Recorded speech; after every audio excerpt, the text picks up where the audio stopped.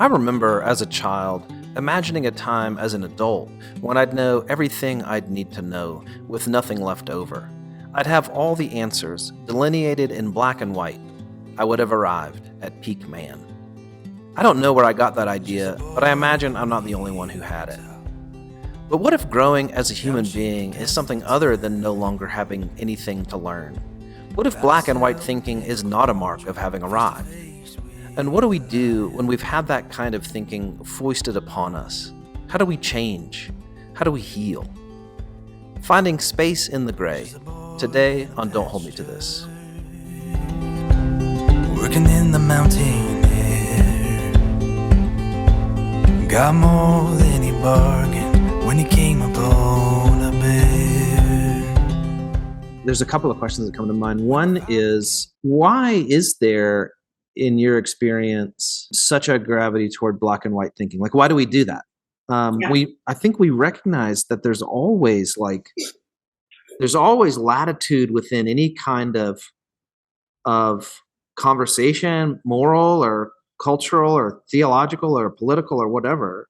We all recognize that there's that we're playing in a wide field, but yet we still have this. We still carry ourselves as though like the conclusions are black and white. And I'm curious to hear you reflect on that. Like, what's so attractive about black and white? I know the answer. As soon as you started the question, I was like, I can feel it in my bones. Yeah. It feels safer. It feels less risky. If there is a black and white, if there is a black, then I know where the black is, and I can stay in the white. But if there's gray, you feel out of control. You don't know the answer. Yeah. And it's so disorienting to feel out of control and not know the answer. So even what's wild is that we'll stick to the black and white even when it's costing us. And that to me is the fascinating element of it, is that at some point, the black and white perspective, it's not serving you, it's harming you, but it's so hard to let go of because it feels so risky. Yeah, like the sort of fascinating contradiction there is we're attracted to black and white thinking, this kind of like penchant for coming to really hard and fast conclusions. This is the way it is and it'll never change kind of thing. We're attracted to that because we have a sense that it's less risky. It's safer.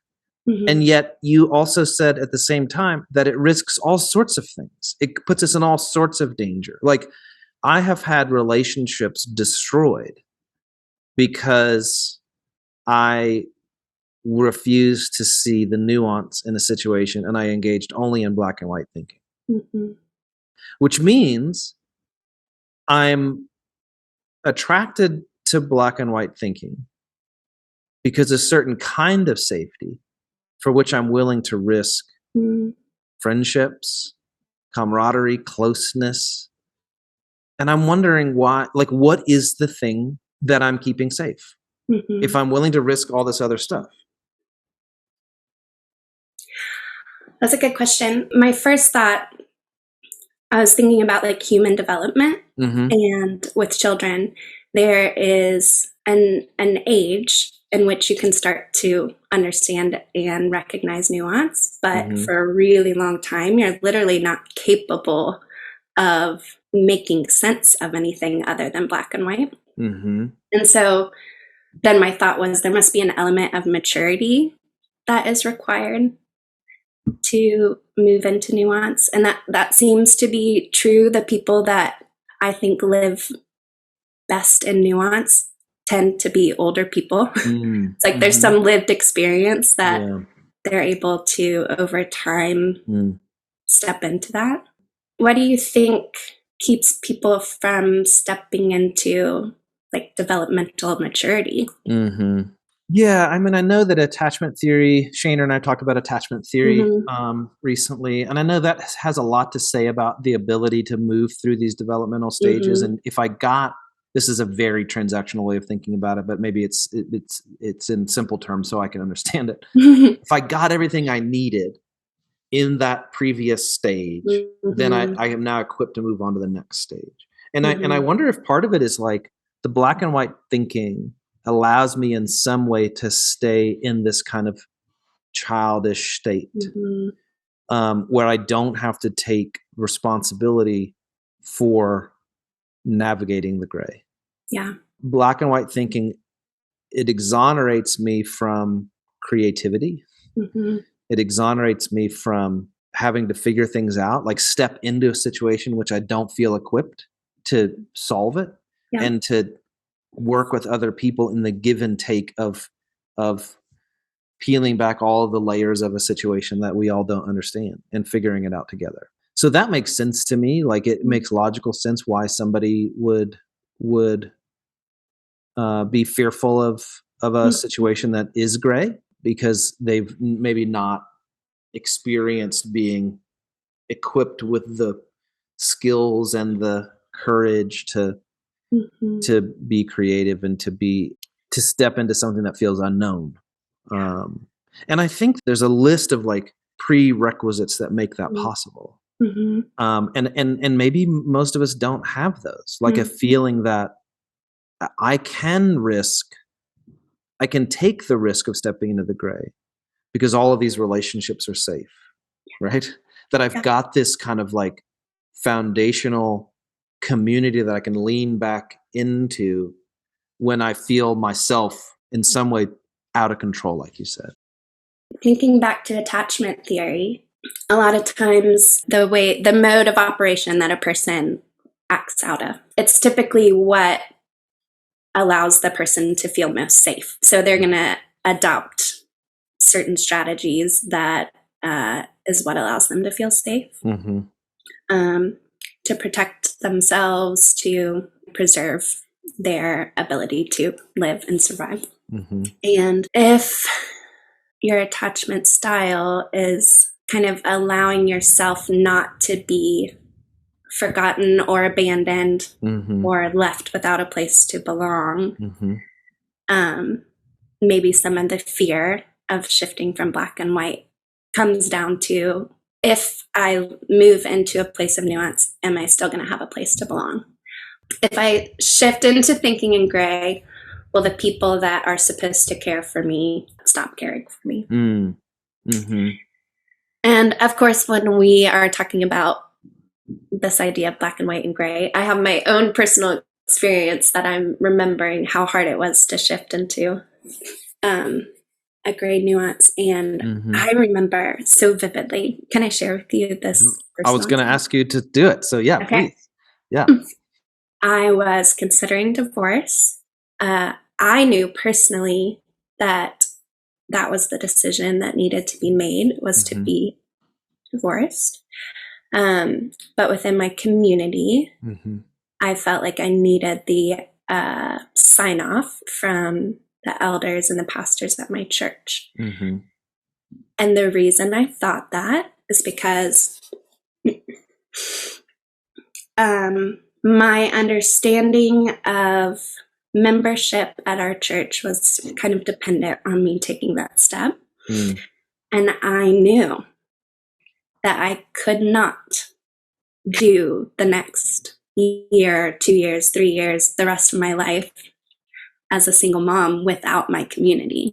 So if you're going to tell me, or if the fallout of me not getting the sign off from pastors and elders is that I will no longer be invited into this community, then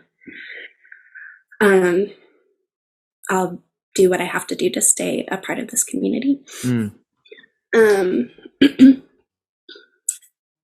But I remember one specific night I was talking to my brother and my sister-in-law. I was just at my wit's end, knowing what I want to do is step towards divorce. I don't have the sign off from pastors and elders. I can't, this is costing me and my daughter so much to stay in this place. And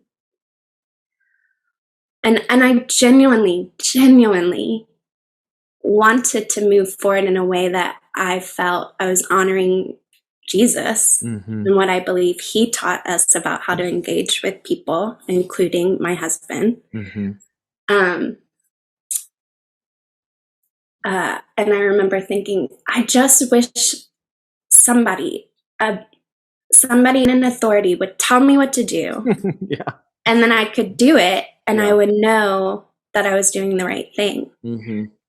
But I say that now, many years past, and recognizing how me living with the idea that men in authority have the right and the ability and that men in authority can tell me what to do, and that's the way it's supposed to be set up. Yeah. That has cost me a lot. Yeah. Right. All of us. It's cost all of us a significant amount. Yeah. But in the moment, that's what I wanted so badly, because I felt like if someone could just tell me what to do, then I would know for sure that I was not going against everything I say I believe. And yeah, so it's that moment for me of recognizing, wait a second, I think there's actually nuance in the idea that a man in authority knows what's best, because the men that are in authority right now are not telling me to do the thing that I know is actually best for me and my daughter. So I was like at this place where I had to decide, am I going to stick with black and white thinking where there's men in authority that know what's best and can tell me what to do, because there's an element of safety there? Or am I going to step into this place where I need to acknowledge that there's not one person who can tell me, or there's not men in authority that can tell me the right decision to make? And that was ridiculously scary. Yeah. What did it take to make the move into a really scary place? Like what sort of things did you have to see or do or experience, or? Like almost dying. Yeah. Almost dying. And I mean, emotionally, spiritually, physically. And I do know in my story, it makes me sad that it wasn't protecting myself that actually helped me to make the right next step. It was protecting my daughter. It seemed very clear what to do when she was introduced into the picture. But when it was just me, I didn't stand up for myself in the way that I was able to stand up for her. So for me personally, I guess I was at the end of myself, and it had cost me so much. And then to imagine that staying in the same place would begin to cost my daughter that much, I just couldn't do it. Even to the point of like, okay, if this means that my community will abandon me, which is strong language, but honestly, that's what I was most afraid of. My community is going to abandon me. Then, even then, I think this is the right choice to make. I want you to hear me say I admire the courage it took for you to make that choice. I mean that. Why do you think that, to put it really simply, communities abandon people they disagree with? Oh man, that's a good question. My first thought was, are they afraid? It is so interesting to me that as we ask these questions and interrogate these kind of ways of being that we've all experienced, and maybe some of us, in some ways, all of us still kind of operate in, even as we're trying to work ourselves out of them into another way of being human. As we interrogate those things and trace the movement of them back to a core, we keep coming back to this. There's fear there. Yeah. And I'm interested to know, like, what are we afraid of? Like when a when somebody who thinks in this like really rigid black and white thinking because they're afraid of the alternative, afraid of the nuance, or afraid of gray, or whatever. When a community abandons a member that has been a part of that community for years and years because they're afraid, is there some universality to that fear? And what is it? Yeah. And is it the same for everyone? So when you're asking me these questions, I land on fear every time, but I wonder if someone else was answering it, if they would also land on fear. What do you think? Well, yeah. I mean, as I've had these conversations with Shaner, the same thing has happened. As I've had these conversations unrecorded with other people, we regularly come back to this. There's fear kind of worked into the foundation of that way of being, a way of being that trades in exclusivity and abandon and rigidity. That fear is always at the bottom. In the people that I've talked to that have been willing to interrogate that way of being and try to become something else, they have almost universally, and this is anecdotal, of course, recognized that rigid way of being is growing out of some what so far is a kind of amorphous fear, right? And I'm kind of perennially interested in what that is and why. What is it that we're afraid of, and why are we afraid of it? And is it a legitimate fear? You know? Yeah. Oh, I love that thought, because one of the things that I recognized in my own personal story is that I was afraid of losing my community. And it came from knowing the institution's rules written down on paper, which the rules are, if your divorce is not biblical, then you are out of line with the covenant membership. Therefore, you will lose your membership. And if you're not a member at our church specifically, then you can't be a part of the home group. Being a part of a home group is dependent on you being a member of the church. So I just followed that, trail of thinking to land at, if I get divorced without the sign off, then I won't be able to be in this community. But one thing I recognized is that when I started to share that fear with the people around me, none of them even knew that was a thing. Like none of them knew getting a sign off was a prerequisite to not getting kicked out. And none of them knew that you could even get kicked out. The people I was closest to, their initial response was, I had no idea you were afraid of that.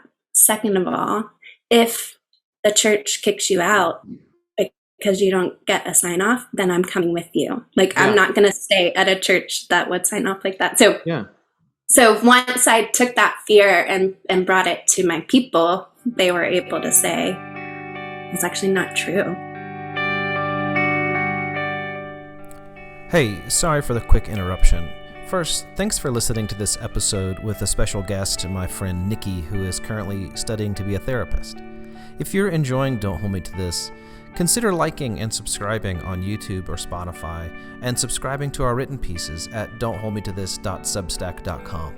It will all really help us out. Okay, back to the show. Another thought I had was just knowing in scripture it says perfect love is what casts out fear. So, when we're asking the question, why do we land at fear? How do we land at fear? My next question is, how do we fix it? What's the antidote? How can we stop living out of fear and move into a place of maturity? I would love to hear your thoughts on that. Well, I think about what is helping me make a move away from a kind of theological rigidity where I felt like the main goal of study or research or whatever was to be right, was to make sure that you are right, that you've arrived at the appropriate conclusion and you've done all the math, right? And that's true. That was true for me, and I'm certain it's true for other people as well. in any realm you can think of, theological or political. We can see it in our current political discourse, where friendship, relationship is predicated on a kind of rigid agreement across a set of political conditions. And the thing that helped me move away from that is people exercising curiosity and welcome toward me. That some key people in my orbit were more interested in all of my nuance than I was, you know. And they made it safe. They made it okay to say, I don't really know. I can see both sides of this. And maybe there's a way down the middle, and maybe we can find it together, but it's probably going to take a lot of trial and error. You know what I mean? And so what they did was they made it okay to not only to not know, but they made it okay to be wrong. Like they made it okay to experiment. And to go, oh, that was a wrong turn. Like when you're doing a maze, like, oh shoot, that's it's like that. And the only way to do the maze is to run in on all the dead ends on the way. So for me, it really was. I mean, I think all of that can be summarized in love. They really loved me, regardless of what I thought, regardless of the conclusions I came to, and made it possible for me to. There was always this little part of me when I would say these things, these political declarations or theological declarations or cultural declarations. There was always this little part of me that would go like, are you sure? You know, like, you're saying that with a ton of confidence, but we don't feel confident in here, you know? Yeah. And what these people in my life did was they made it possible for that voice to have its seat at the table. To go like, I don't know. Here's a way that we might think about it, but I'm not confident that that's true. Yeah. Let's try it out. I think one of my hopes for myself is that I'll become that kind of person who does that for other people. You know. Yeah. Mission accomplished. Go. One of the maze places ends in me. I'm sure you have some places where it hasn't landed that way. I appreciate that. That's been true of me. Yeah. In my friendship with you. When you were talking about the people in your orbit that were able to provide a space for you to not be positive about a certain stance. Yeah. And you were describing a part of you that had questions and that they made space for that part of you. And what I heard was like, they made space for you, therefore you made space for that part of you as well. It like gave you permission to acknowledge that part in you. You know, right now I'm in counseling classes on my way to become a counselor, and Carl Rogers, the tenet of his life, it shows up in his writing from the very beginning and then kind of morphs into different versions, but it's still the same core thought, is that the most important conditions of a counselor is that they would have unconditional positive regard, empathetic understanding. And it's actually, research shows there's all these different theories, all these different ways that people have tried to systemize what's the most impactful, effective way for a counselor to engage their clients. And truthfully, it shows over and over, it's actually the strategy or the theory that you come from isn't anywhere as important as the counselor's therapeutic relationship with the client. So you can do whatever theory you want, whatever strategy, modality of counseling, but really what is transformative is that the client is experiencing this unconditional positive regard, this empathetic understanding. And in that space, that's where the transformation comes for a person. I think is really beautiful. I love that. And I wonder if that's true in a therapeutic setting. Certainly it's true in an informal setting of friendship or in a parent-child relationship. And I wonder what sort of things. So let's say you have discovered this is true and you want to see it play out in your friendships and in your relationship with your daughter. What does it do? How do you do it? If only I knew. If only we knew. Yeah.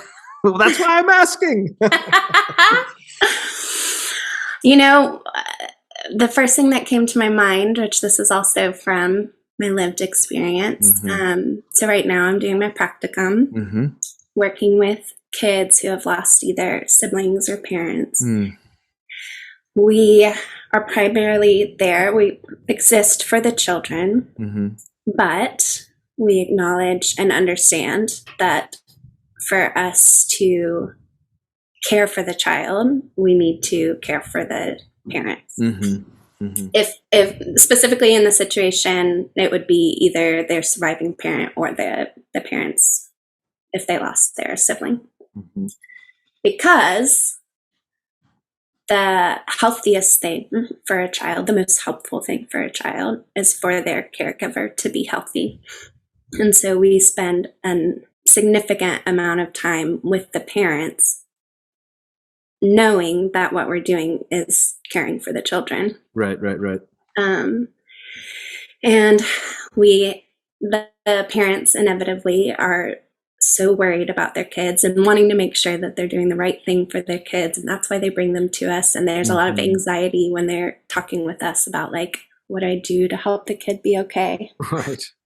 And our answer is take care of yourself, exercise, eat, show up, get sleep, live in the moment, sleep, like, care for yourself. So when you asked that was my thought, was like, I think I try to be a healthy human. And maybe that involves empathetic understanding for myself and unconditional positive regard for myself, so that I can be that for my child. Yeah. For the people around me. And is it just that we don't know that we're supposed to do that makes it hard, or are there other things that make it hard? I have this voice, as you think about, like, unconditional positive regard. I have this voice, and I don't know. A friend of mine recently asked me, "Who is that voice?" And I don't know the answer to that. I think it might be me, but I don't know. That has a kind of pretty low regard for me. I have a voice that has a very low regard for me. It's like a voice of self-doubt. Probably not going to succeed at this. Probably not worth trying because you failed at these sorts of things before. So, like, you'll probably be embarrassed if you try it and fail again. Who do you think you are, voice? Who do you think you are to try to start a new thing? Nobody is interested in what you have to say or what you want to explore. And so for me, I think that kind of unconditional positive regard is difficult because I have a sort of contrary influence, right? This voice that sort of is consistently expressing a kind of an unconditional negative regard, right? And constantly is probably too strong a word. It's consistent. It's not constant, but it's consistent. Like, when it shows up, I know what it's going to say because it never changes, right? But I'm interested to hear you reflect on it. Like, what makes it hard? Is it just a matter of needing the information? Hey, in order to be healthy, you need to have an unconditional positive regard. Or is it like, in order to do that, I have to overcome a whole set of obstacles that are already standing in the way? Yeah, I've heard it said that the primary tool of the devil is lies. And I think I believe it. In fact, the more I toy with that idea, the more it feels true. And I said this recently to Shaner, and it's so relevant here. Frederick Buechner said, the devil is that thing that we all sense is out there laughing at us. Isn't that wonderful? Yeah, that does fit perfectly. Yeah, so if that's true, then I think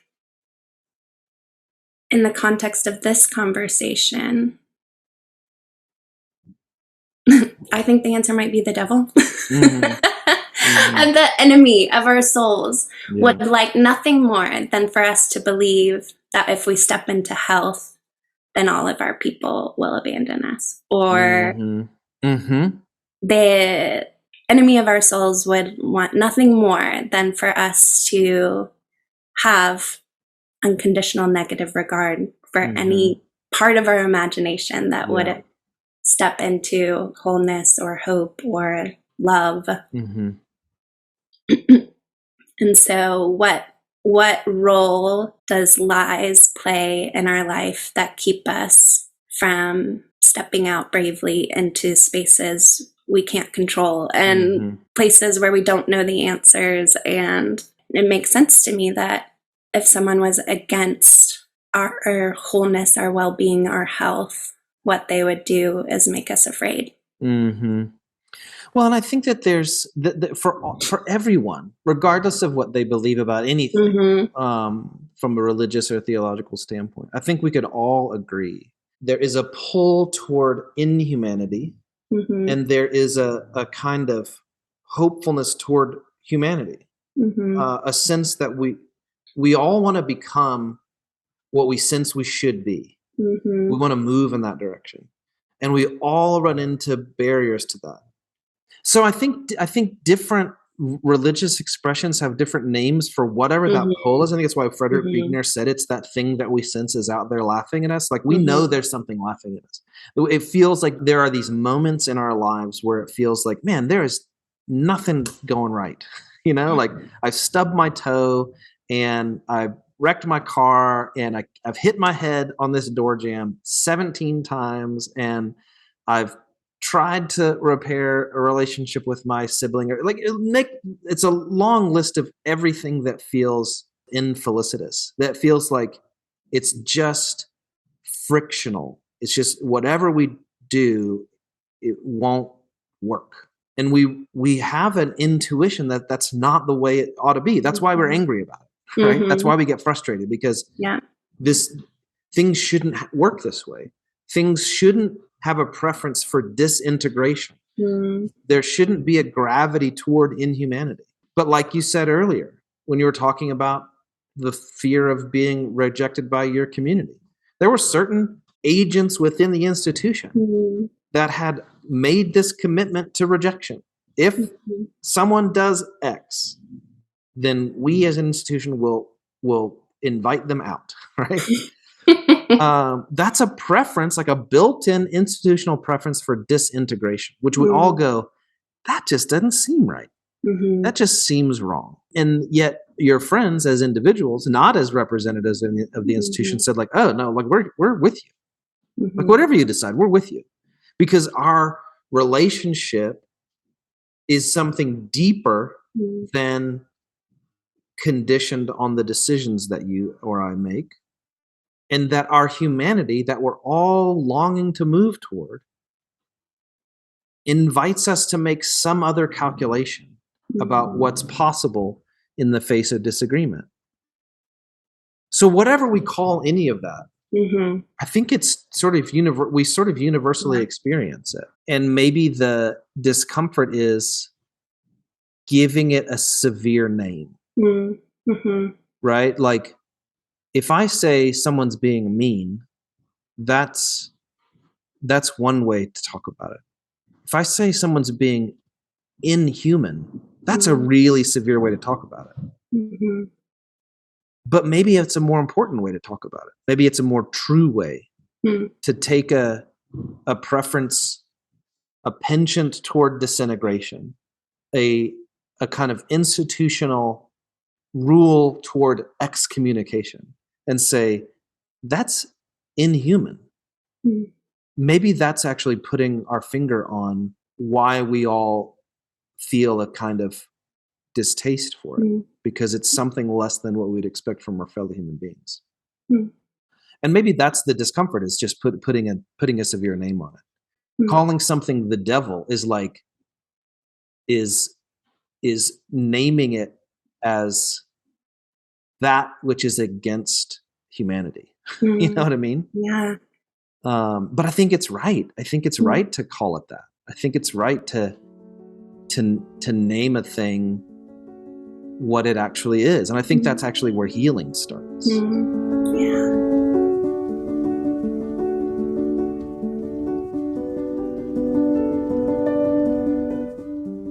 Don't Hold Me to This podcast is a production of Don't Hold Me to This. Music this week is by Humans Win and Artie Sun. Like the podcast, subscribe, and follow on whatever platform you are on. You can find out more, do some more reading, get in touch, and subscribe to our writings at don'tholdmetothis.substack.com, no apostrophe.